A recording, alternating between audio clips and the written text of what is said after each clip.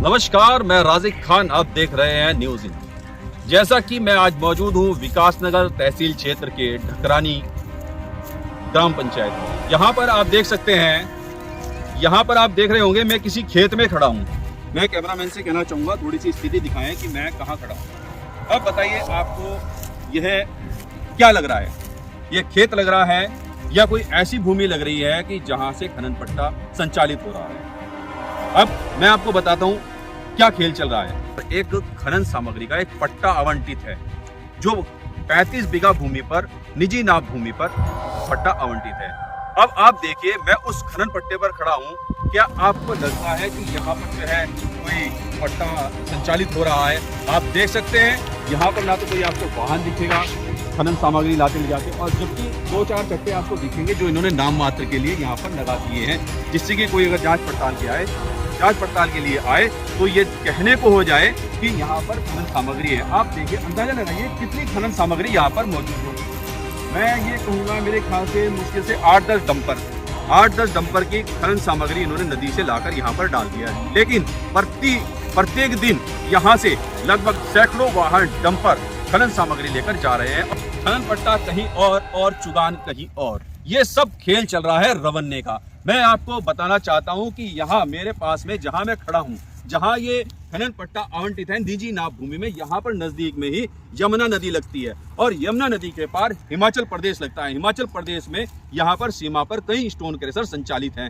हिमाचल प्रदेश के जिन स्टोन क्रशरों से यहाँ पर पट्टे की आड़ में, खनन पट्टे की आड़ में खनन सामग्री लाई जाती है। सभी टैक्स चोरी कर यहाँ तक कि जंगलात टैक्स चोरी करके, और यहाँ तक कि जो है ISTP सरकार के द्वारा निर्धारित की गई है जो अन्य राज्यों से वाहनों में खनन सामग्री लाने वाले वाहनों पर लगाई जाती है, वो सब चोरी कर इस खनन पट्टे की आड़ में ये सब खेल चल रहा है। आप देख सकते हैं, मैं दिखाना चाहूंगा कि यहाँ पर दिखावे मात्र के लिए यहाँ पर 10-12 डंपर यहाँ पर नदी से लाकर खनन सामग्री डाल दी गई है ताकि कोई आए और उनको दिखाने के लिए हो जाए कि यहाँ से पट्टा संचालित हो रहा है। लेकिन हाल फिलहाल में यहाँ से जो काश्तकार है उसने अपनी फसल काटी और वह चला गया। आप यहाँ पर कोई वाहन नहीं देखेंगे, कोई ट्रैक्टर ट्रॉली नहीं देखेंगे जो यहाँ से खनन सामग्री का चुगान कर रही है।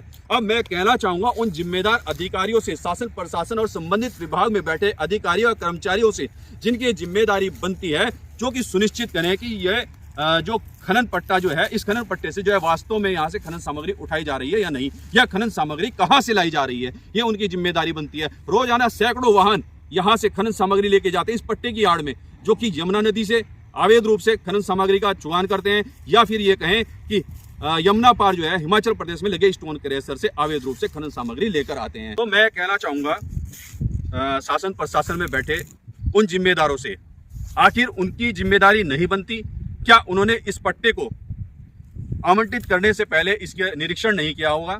यहाँ पर आप देख सकते हैं एक भी जो पट्टे पर कहते हैं ना वो मार्किंग की जाती है, एक भी यहाँ पर पिलर नहीं लगा हुआ है। ये कहना चाहूंगा जो भी यहाँ से जो वाहन निकलते हैं खनन सामग्री लेकर इस पट्टे की आड़ में, यमुना नदी से कह लो या फिर ये कह लो हिमाचल प्रदेश में लगे स्टोन क्रशरों से कह लो, वे सारे यमुना नदी से जो निकल रहे हैं, जो बिना तोल कांटा किए यहाँ से वाहन निकल रहे हैं और राजस्व की चोरी कर रहे हैं, ISTP की चोरी कर रहे हैं, तमाम जितने टैक्स हैं उन सभी की चोरी करते हुए यहाँ से निकल रहे हैं। अब आप पट्टा संचालक के देखिए हौसले कितने बुलंद हैं।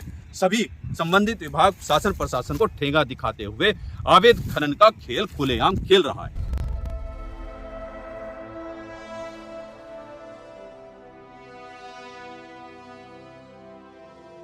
आप देख सकते हैं किस तरह से पट्टा संचालक के हौसले बुलंद हैं, जो रात के अंधेरे में हिमाचल प्रदेश से खनन सामग्री लेकर जो वाहन आ रहे हैं उनकी निकासी अपने पट्टे के आड़ में करवा रहा है, जिसके बदले में पट्टा संचालक उक्त वाहनों से प्रत्येक चक्कर के नाम पर रकम वसूल रहा है। यदि पट्टा भी संचालित होता है तो नियम यह है कि सूर्य उदय से लेकर सूर्य अस्त तक ही किसी भी खनन पट्टे से चुगान का कार्य किया जा सकता है। लेकिन पट्टा संचालक सभी नियमों और कानून की धज्जियां उड़ाते हुए अपने खनन पट्टे का इस्तेमाल अवैध रूप से सभी टैक्स चोरी करते हुए आने वाले वाहनों के लिए निकासी दे रहा है।